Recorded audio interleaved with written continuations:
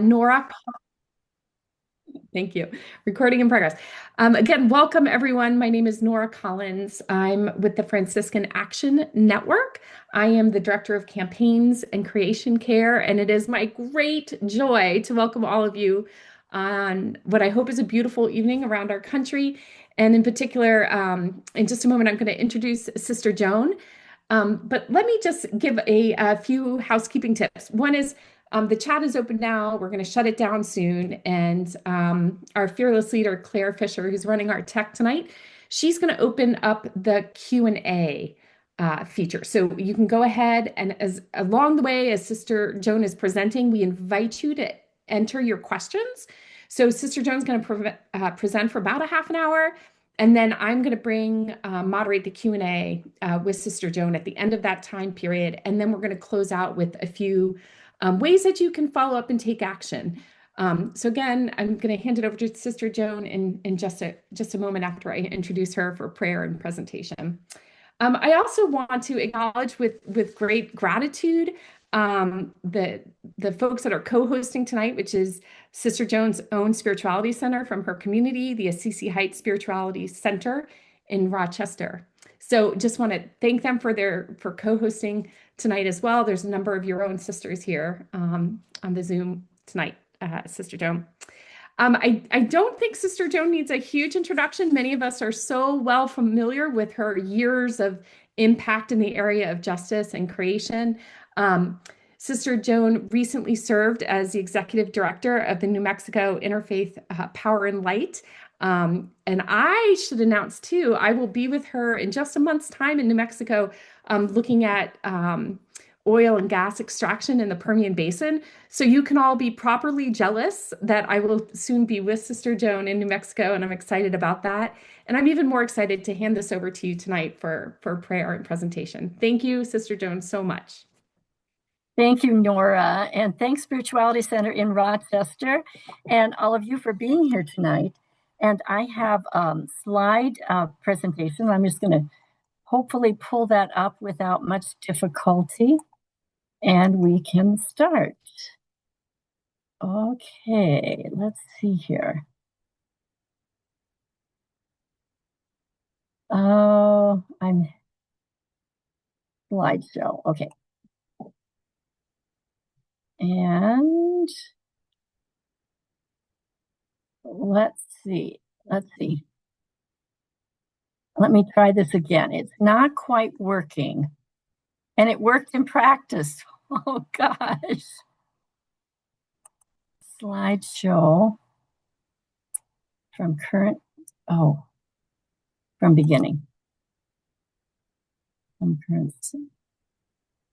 And actually, I'm so sorry. This worked in the beginning. And actually, Sister Joan, it looks quite fine. We can see it. So even if you can't figure it out, you can just begin. You see just the full slide. You don't see a side panel. I see the side panel, but actually the full slide is very viewable if you. Okay, well, I don't know why it's not working though. Let me try one more time. Sure. Because it did work before and this has never happened before. Why don't I just go ahead? So I apologize for that. I don't know why it's doing that.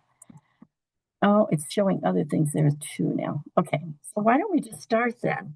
So welcome everybody. I'm so pleased you're here tonight. And I am excited to share with you this trip that I had to the Arctic. That was not planned. It was a call, and I feel very called to this. And, you know, this is not going to be a travel log, and it's not just about another issue, but it really, I would like this presentation tonight to, with lots of pictures and everything, to be something of inspiration of the face of God, seeing the face of God in the Arctic National Wildlife Refuge, a place that's very sacred and what I call a keystone place.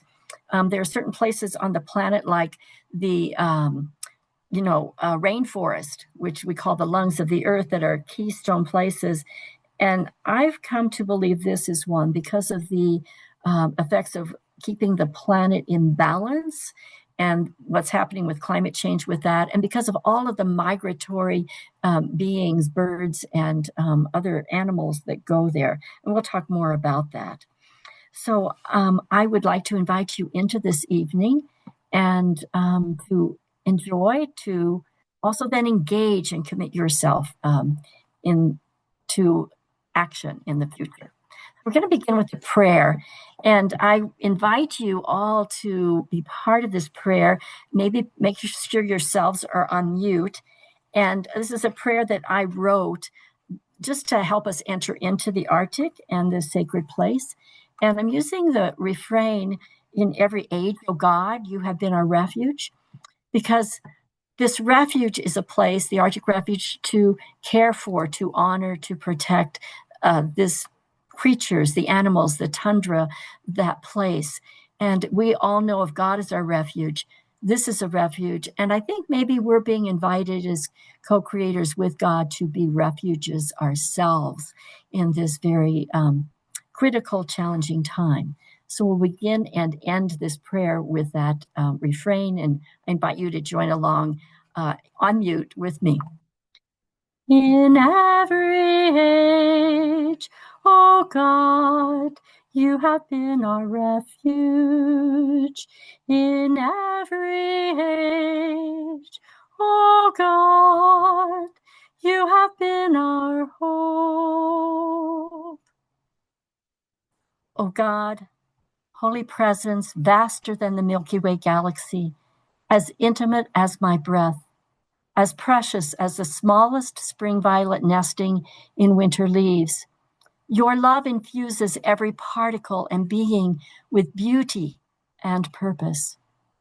We are blessed to know our interconnectedness across Earth, our common home, on the ground each day that we walk, and we are part of the distant lands like the Arctic Refuge, where porcupine, caribou, plants, birds, and the Gwich'in indigenous people dwell.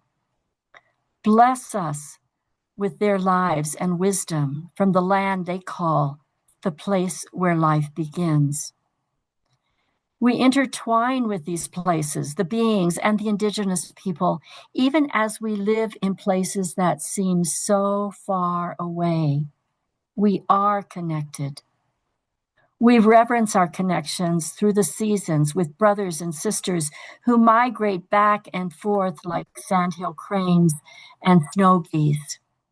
Our world would be so sad without these kin and friends who with their lives speak to us of sacred cycles of time, culture, prayer, and beauty.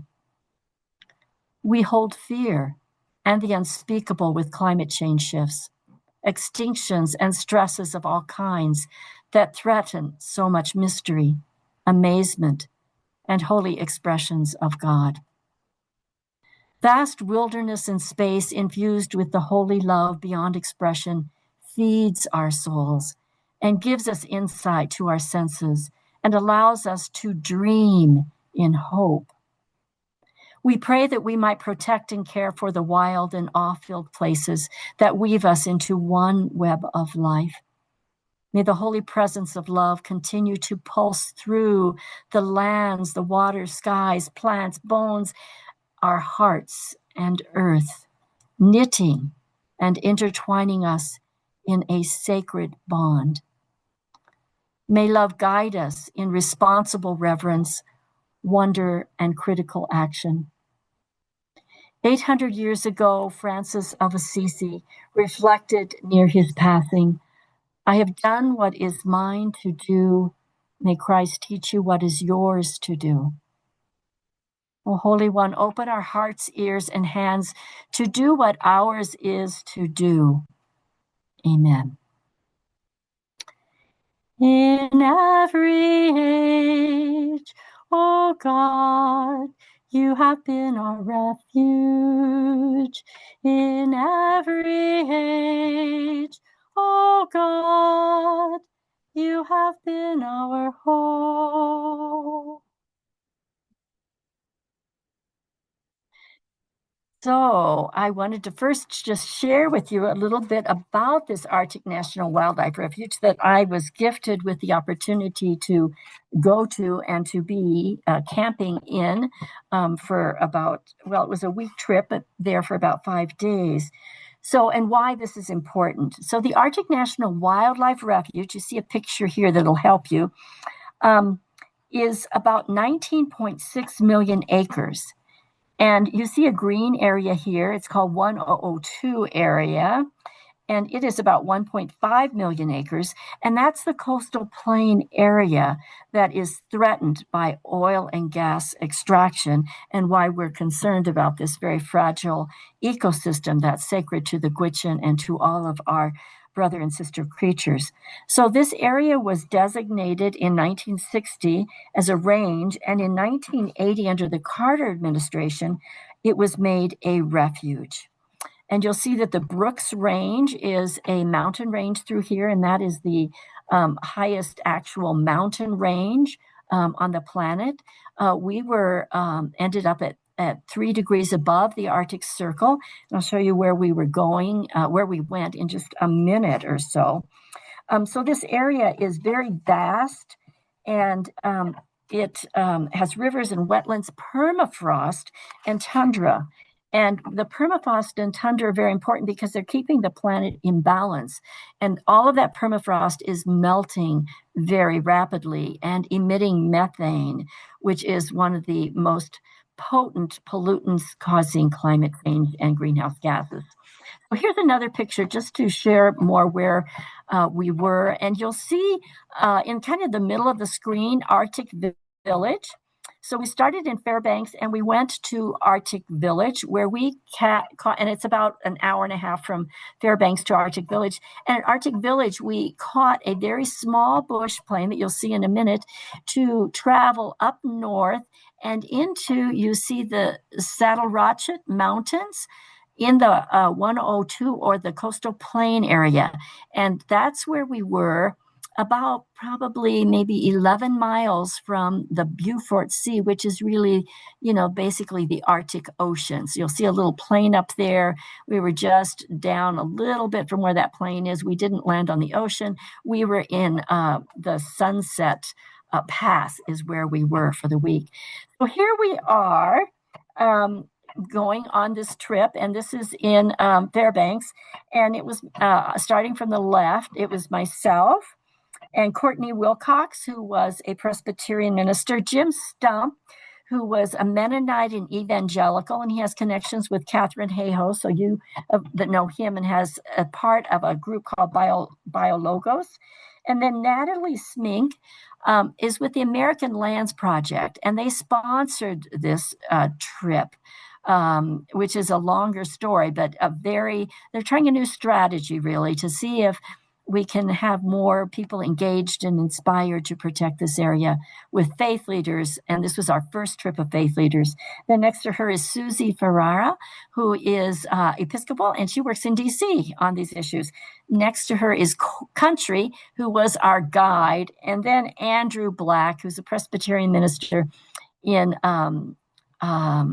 Santa Fe, who I work with and have worked with on projects. Here we are in our little plane. And these planes were probably the most nervous thing for me about the whole trip, but we're getting ready to go. And so we're flying to Arctic Village.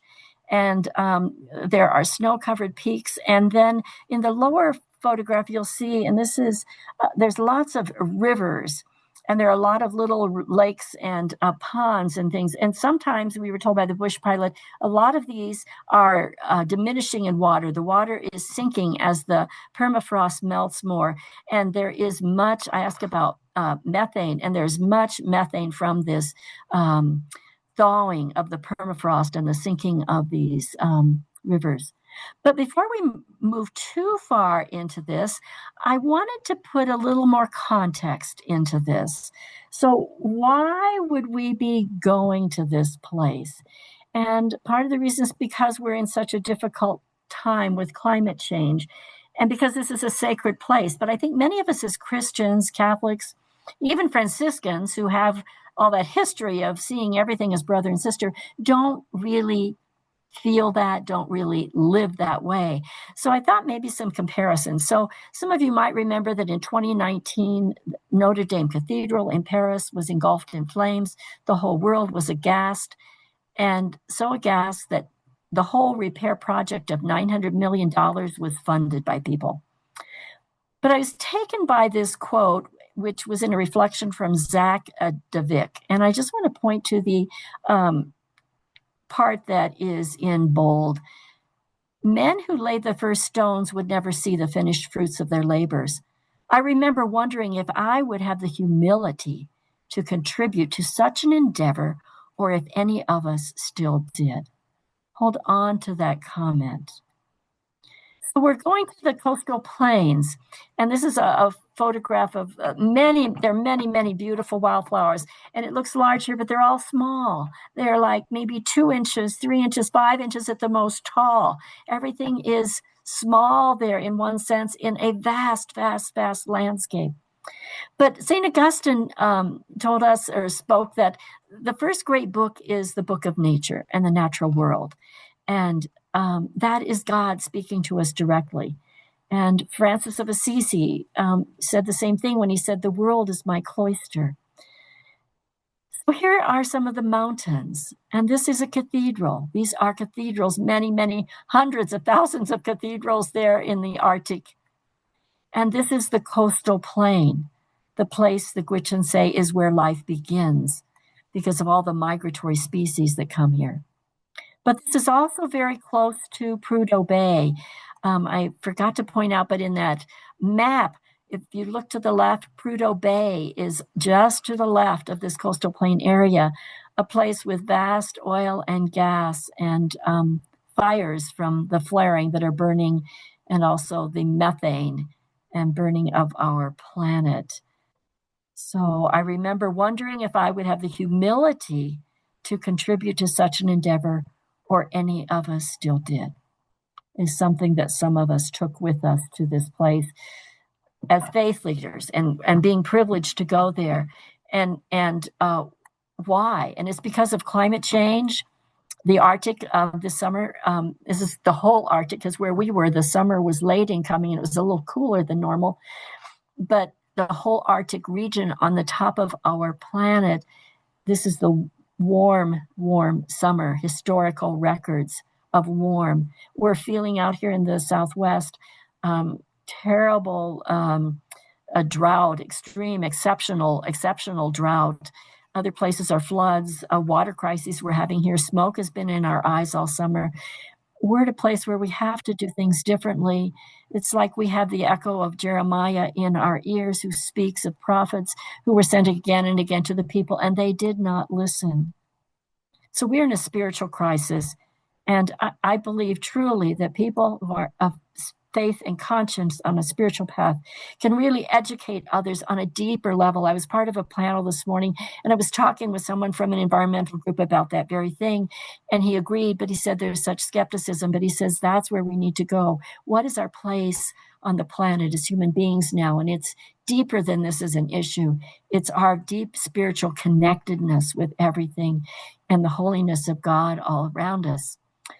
So I just wanted to show you this again as we're moving on to our place, moving from Arctic Village up to the coastal plains. And you'll see, if you look there, the note of Prudhoe Bay just off to the left. And you also see that pipeline you hear of sometimes going right through the tundra and all of this area that's very fragile and will be disturbed. Just to note that in the coastal plain, the current administration is requiring to lease so many acres in the next 10 years, thousands and thousands of acres in this area. And there was one leasing in June, fortunately, because of some of you and others, and we need to keep doing this, said no to this. And there were only 2 entities that put in any bids. But there'll be more things coming up with that. And at the end of this, we'll have a specific action. But yes, weariness and tiredness. So I am here at the Arctic Village with mosquito net on my face, because the mosquito, and I'm going to get more into this, is a keystone species.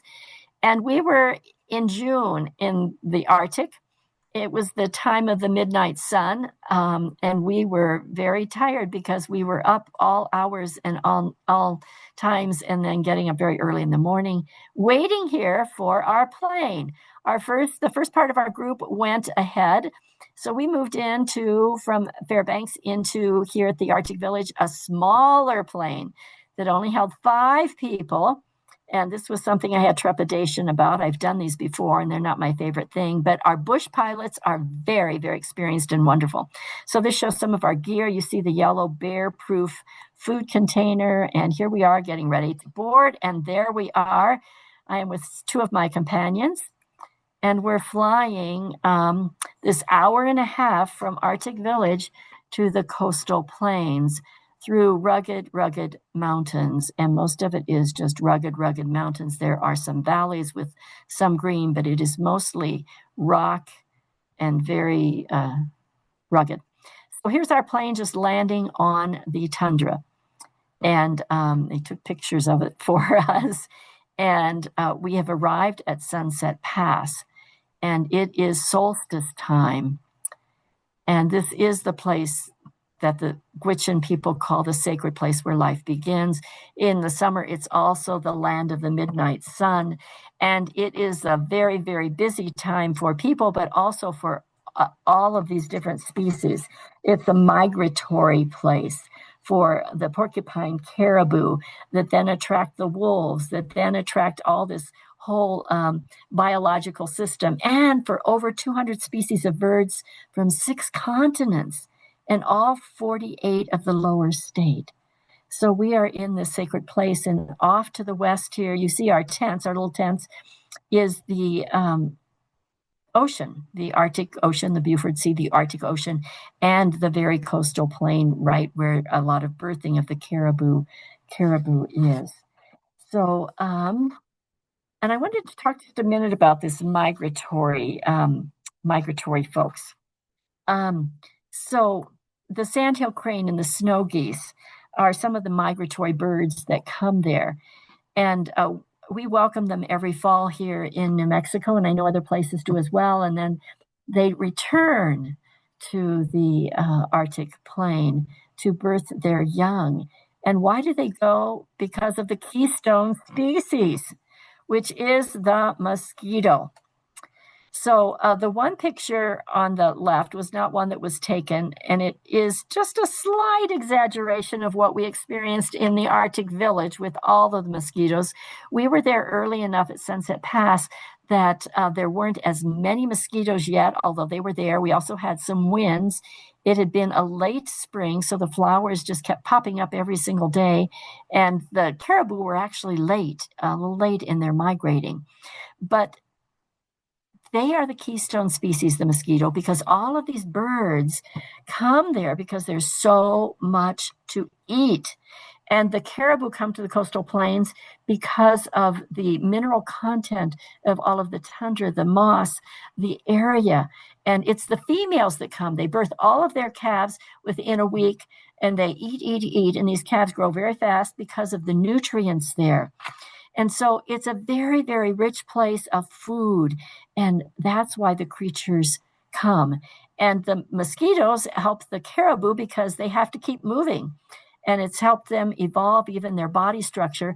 And they keep moving because then that's more difficult for the predators to get them. So all of this is one beautiful dance.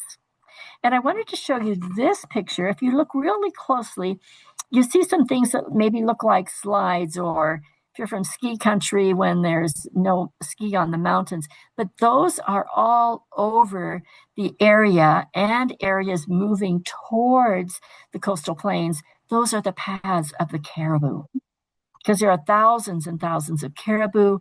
This is their migratory routes, and the tundra is very fragile. This is another panoramic view of the coastal plain where we were in that area, which was very sacred, very beautiful. And we were there, and there are no roads, there are no people. The creatures, many of them have never seen a human in their whole life. So it really is, when we say Jesus went into the wilderness. This is wilderness, and it just moved me very deeply, and I felt so privileged to be there, and felt very much the presence of God. And on our first night there, you see our tents all out there in the valley, and off to the right, you see a pokey tent. That's our cook tent, and there are grizzly bears. So we put the tents. The tents were already there. They had come. Another group was before us, far apart in the cook tent, far away. Large precautions with the grizzlies. But the first night we were there, we went for a hike, which we did every day. And a little storm, the only storm we really had, came in, and there was a double rainbow. And it was such a sign of love, of hope, of covenant, and commitment to being there in this place. And each morning there were new flowers that emerged, little flowers, all kinds of flowers. I don't know if I have a picture of the Arctic azalea bushes, but I know some of you might live in regions where there's azalea bushes that are very tall. Well, they're like 3 inches tall there. Everything in miniature and yet in vastness that's astronomically just huge, huge, huge. And so here I am, just standing outside of our camp. And so you might say, well, what did you do all of that time? Well, it was liminal time because it was light the entire time. And so we might be eating dinner at 9 or 11 o'clock at night and being up till midnight, 1 o'clock, and it's still light. The sun just kind of is there the whole time, and getting up very early. So we had to wear eye patches, to sleep. But we had prayers and rituals. So this was a ritual that I had of blessing as we came together and as we began. And this again is with our guide Country, who was not used to this. And he's a rough guy, but he warmed up. He liked it. He was wonderful, just wonderful, wonderful. And we had Eucharist, or I should say communion. The Presbyterians offered that one day. And so we had sharing with the communion. And that is one of the prayers we had. We had a lot of faith sharing and what it means, why it's important to be there, what we're called to do, what our lives have been. I even led the group in several sacred dances because I love to do sacred dance. And this was for solstice. And it was the Sufi dance opening up in sweet surrender to the numinous love light of the One in this refuge, this sacred place. And here's a picture of us after we talked about our commitments and what we were to do when we leave. And here we are with our whole group and with that. And so we also did a lot of sharing, and I wanted to share with you the cook tent. And the inside of the cook tent, it was chilly much of the time. And we wish there had been fires some days, but there weren't because there is no fires there. And everything is leave no trace, not a single trace of paper of anything. And so this is the inside of our cook tent, and where Country, our cook, cooked for us. And here we are again. And we did a lot of hiking, at least 5 miles a day of hiking.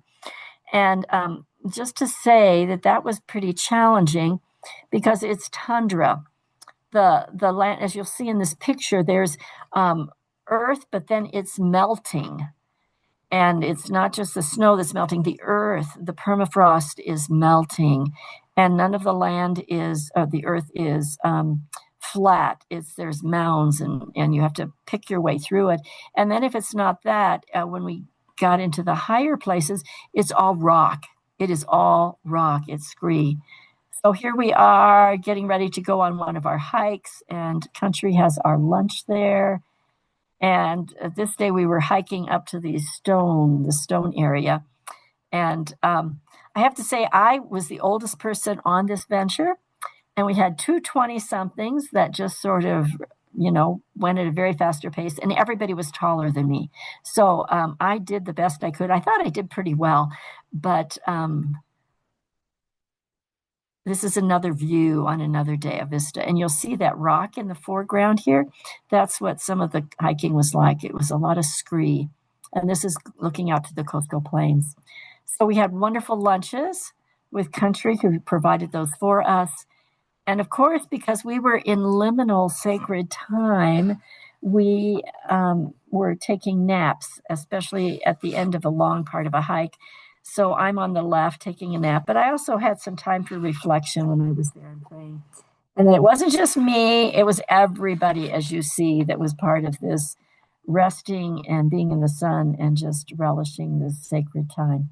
And we cared for each other. Poor Andrew had blisters on his feet, which had to be dealt with. He was adventuresome, but he also had blisters. And here is Andrew and myself, and I so appreciate working with Andrew. And we've done other things together too, like a faith leader pilgrimage to Bears Ears to seek protection of that holy place. So very, very precious to work with him.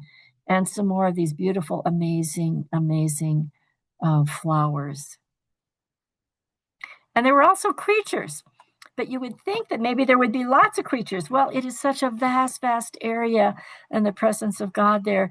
And there are creatures, but they have lots of area to roam. And you can hardly see this on the left photograph, but there were lots of little ground squirrels. And then there were other kinds of birds, like the ptarmigan is on our right here, and they're like chickens, and they nest in the rocks. And then we had the peregrine falcon babies that were there, and a grizzly and wolverine and wolves, and we kept asking the caribou to come, and the picture on the right is a caribou. They finally came our last night there, and they came very close to us. And this is a picture of one of them going very near our tents. And we were over by the cook tent there, and we just thanked them so much for showing themselves to us. And on the right, you'll see, it gives a better, I think, a sense of the vastness with these creatures, that their size, and then the vastness of the mountains in the background. And then the coastal plain where they head to for all the nutrients and the preciousness of that. And there are coastal animals as well, the polar bear and others. But what a gift to be in this place above the Arctic Circle. And here is just another beautiful moment in this place that was so holy. And I have to say, as I each day, the Arctic is now in my prayer, and the people and the creatures. And I was very, very touched. My soul was very touched by being there. I was not expecting that. And when I speak about this, and I get tears in my eyes, and it's just the call to protect and care for this keystone place is not just mine, it's all of ours, to educate people about this, and that we are totally, totally connected. So when we left, we went back to the Arctic Village. This is the airstrip, and in front of you, you see their visitor center. This was one of our welcomers to us, and she is making caribou stew, which we had.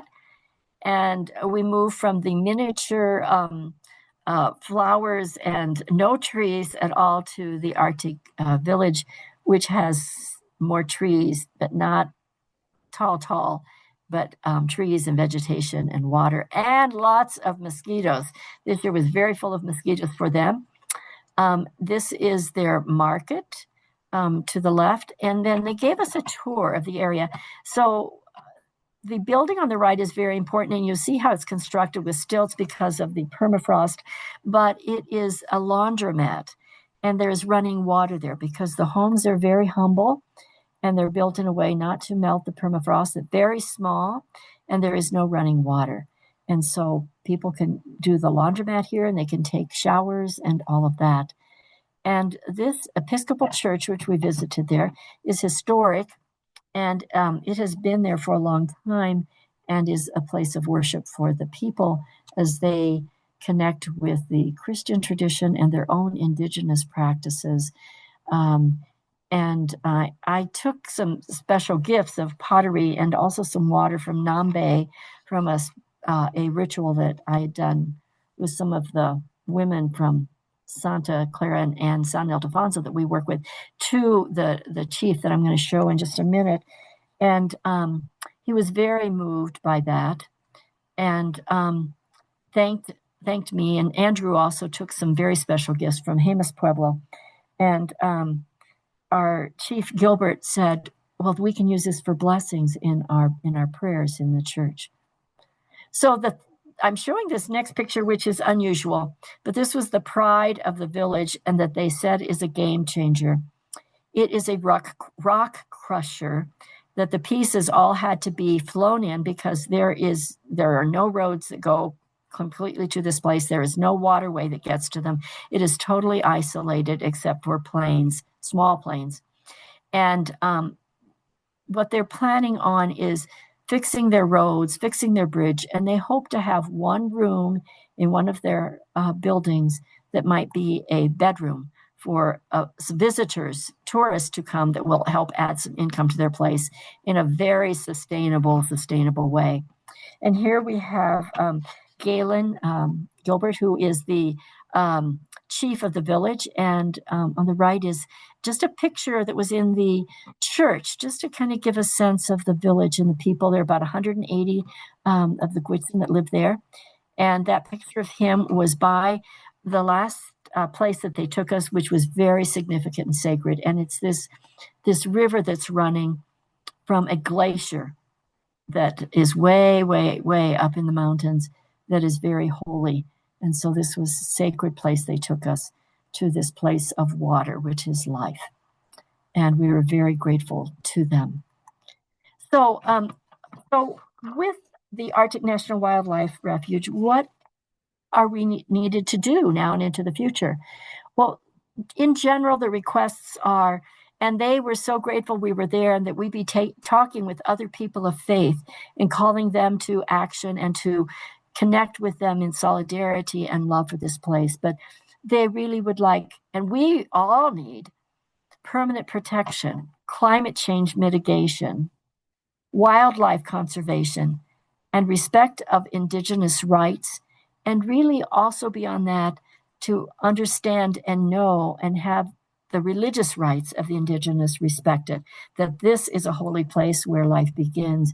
It is a cathedral of these beautiful people. So as I said at the end here, we'll have some action for you to do. But I would like to just close here, and we'll open it up to questions. Just a little reflection as we began. So we are in this place. We're all connected to this place where life begins, a keystone place on the planet. So when October comes and I hear and see the sandhill cranes with their ancient call, I know they carry the Arctic water, air, soil. I will welcome them. I will be in the Arctic coastal plains again with them. I will bless these sacred birds as they migrate back again in spring, carrying the water, air, and soil of the Rio Grande, returning to an ancient cycle of life to the Arctic coastal plains. They will carry part of me. We are all part of the sacred places where life begins. And we pray that it continues. So I'm going to stop sharing here. Thank you very much. And we're going to open this up to questions. There. Okay. Thank you so much. Sorry about that glitch also with I don't know, didn't quite know how to fix that one, but it was okay. So thank you so much. Thank you, Sister Joan. And it really was just fine. I saw the images, they came across beautifully, and you really snapped a lot of beautiful pictures. And well, at the beginning, it wasn't me snapping. It was a whole group effort and not me, really. And I gave credit to everybody in my party with me who was snapping all those pictures. I thought if they're taking them and they have big fancy cameras, this will be great. thank you. It really was very helpful to see with your eyes and with your pilgrimage delegation's eyes. So thank you for that. We have a number of questions in our Q&A, and I would just remind folks, please go to the bottom of your screen. You kind of hover at the bottom, and the Q&A feature will pop up, and then you can begin to ask questions now. Sister Dawn, let me just start with two kind of very preliminary questions. Um, it says, just really, can you explain more fully what do you mean about Keystone Place? What does that mean? Well, it's something that I came up with being there, but I don't know that biologists would believe it's true or whatever, but I think it is true. So we talk about like the rainforests in the Amazon as important. They're the lungs of the planet. We cannot live without them. We can't live without everything that we have, but there are certain places like the Amazon, the rainforest there, that are particularly important for the whole circulatory system of Mother Earth, of our sister Mother Earth and the planet, and so important to life on the planet. And as I was sitting on the coastal plain, I just thought, this is a keystone place. It is like the rainforest because the circulatory system of the planet, the warming of the planet, and the Arctic is the place that is warming the most rapidly, is affecting our weather patterns. If you watch them in the winter or even the summer, some of this begins in the Arctic region. So the whole circulatory system of the planet is being affected, and the methane is a feedback loop that's happening faster and faster in the Arctic. And methane is 86 times more potent than other forms of greenhouse gas on the planet. That's why we work on the methane issue with oil and gas. But this is methane coming from the melting of the tundra and is huge feedback.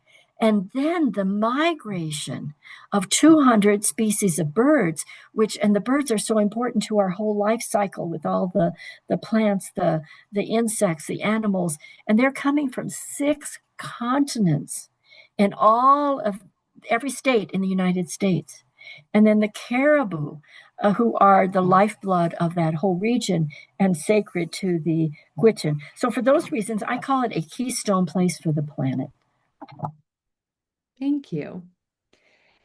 Related, please, can you talk about more specifically how the plains have perhaps greatly changed in the last decades as climate change has accelerated?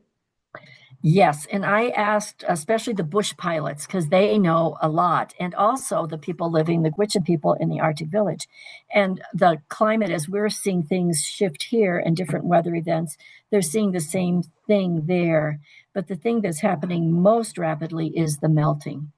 And as I mentioned, the warming of the Arctic area. And again, this summer was the warmest, or June was the warmest on record for most parts of it. Not where we were, it was colder. So that affects the migratory patterns of all the animals. It affects the plant life. It again affects the melting of everything. I mentioned, some of the rivers and all. We flew over a Yukon area, and the ponds, the lakes that are melting more, and they disappear. They're disappearing more because of the melting of the permafrost. And then the bush pilots and others I talked to also talked about the methane. They said, yes, there is methane all over. This whole feedback loop is increasing. The buildings that are built on top of the permafrost, they have to find new ways of even building at the Arctic village. So we saw those pylons and even the new crisscross kind of ways of construction. So they're having to explore other ways of doing things because of the melting that's happening so rapidly. Wow, thank you. Two questions or curiosities around the way of life. There's a question around really how many roads are there? I mean, we saw that rock crusher in the refuge. So a question around that, and also what the threat there is of road building. And then a question around just curiosity around how many people are permanent residents and what are the schools like and where do people get their groceries? So practical questions. Okay. So in the Arctic Refuge itself, which the Arctic Village is way at the outskirts, it's like at the edge.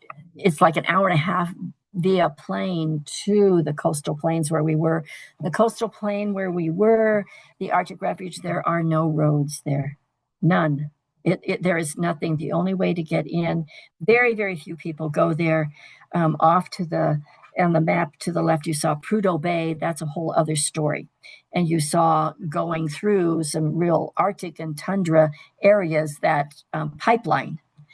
For Arctic Village, they have very few roads, and but they need rock crushed so that those roads they're able to go on because it is so wet there and everything is melting.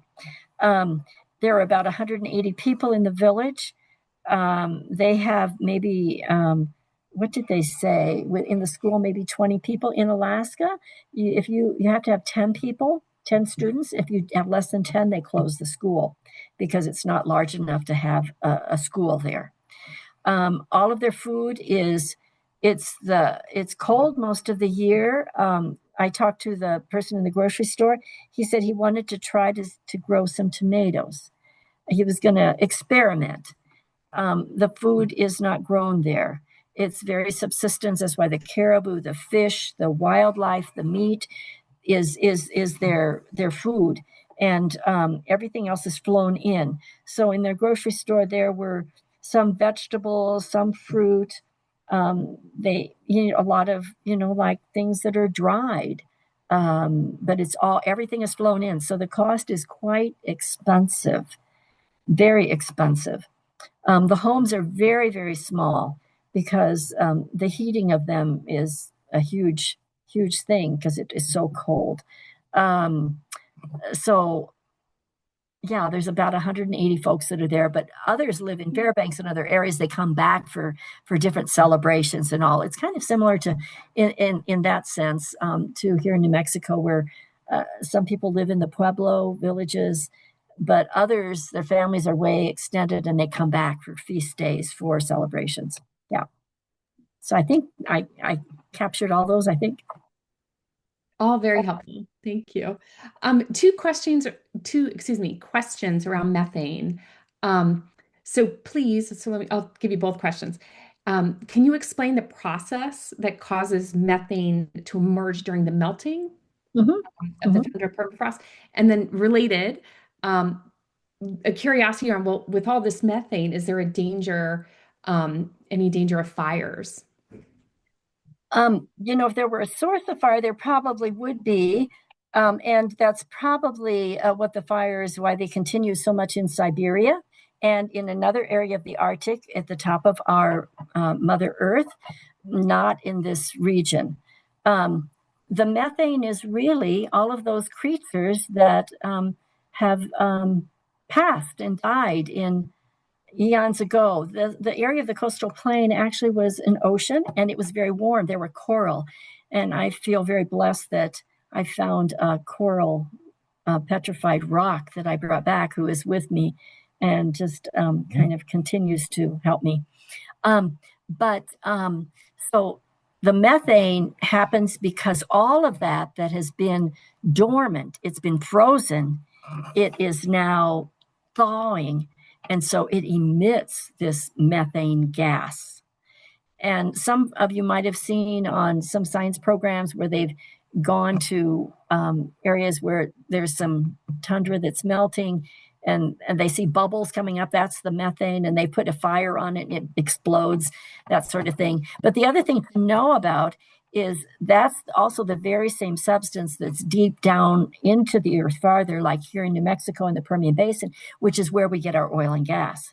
It is those creatures who have passed, eons and eons ago, died, and as they have been decomposed, they become oil and gas, and the gas is methane gas.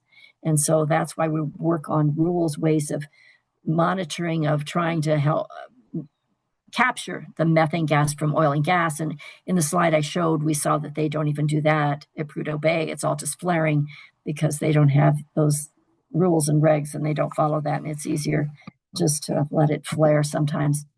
So it's all the same methane, but different things are happening to it. But there, it's very close to the surface because it is frozen. All of this that has these creatures that have passed. So it bubbles up. Yeah, those two distinctions are very helpful. So to the first one, really human caused release in the extraction. Um, can you speak a little bit? There's a question here. Um, I can remember talking to members of Congress in DC about preserving the refuge 20 years ago. This is the question. Hmm. Hmm. Since then, there seems to have been a series of on again, off again protections by various presidential administrations. What do you think, Sister Joan, it will take to get this critical area permanently protected? I think it's going to take a lot of us working, and I think talking about it in different terms, that it's not seen as a resource only, or at all even. And is it worth destroying this sacred place that and once it's gone, it's gone. And the tundra is so very delicate. They're afraid right now.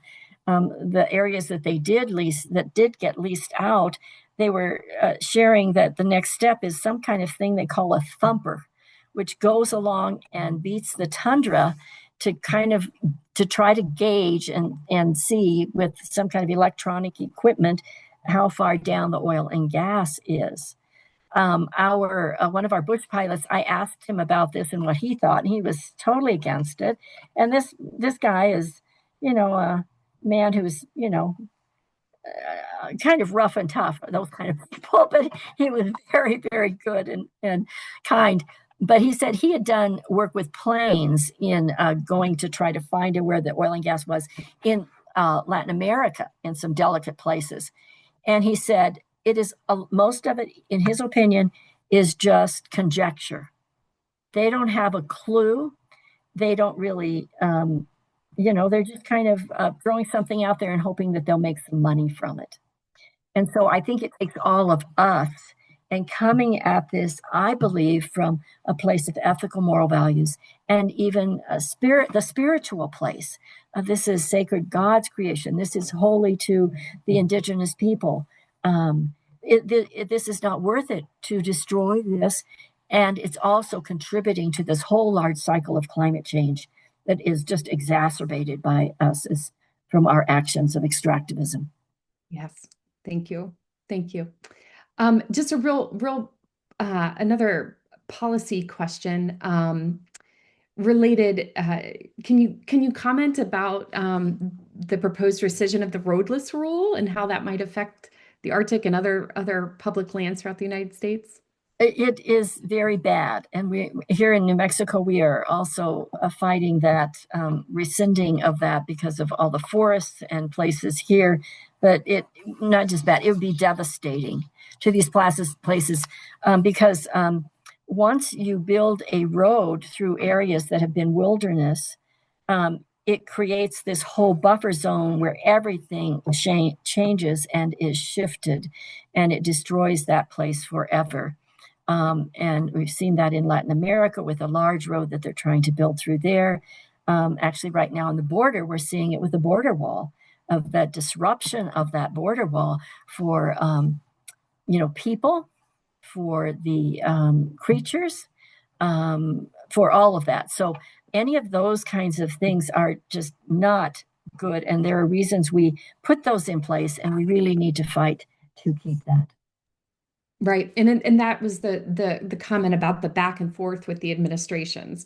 Protections are added and then rescinded and added and rescinded in the rulemaking process, right? And so this is why we might be turning towards Congress to add permanent protections where Right. at the level of the Interior or the Bureau of Land Yeah. Management, the Yeah. EPA, it's not in the rule changing world, but really at the policy level. If we can get there, and rule changing often happens because we can't do something at the policy level, and with the dysfunctionality of Congress that has been there for several decades now, you try other strategies. But yes, Yes. we need permanent protection, totally. Yes. Thank you. So on this level of tactics, in terms of being smart about what's next, before I kind of close this out, a final question from Nancy. Are the major banks like Chase and Citibank and Bank of America willing to say they will not provide funding to ensure the companies who want to extract oil and gas from the refuge? I believe this happened in the past what is the current situation? I do not know the current situation with the banks at this point, and that is an important strategy. I do know that the major oil and gas players in this last lease sale that was June 5th did not. They were pressured, and they also just see they're not going to go there with this. Um, you know, try, making into the coastal plains and in the Arctic National Wildlife Refuge.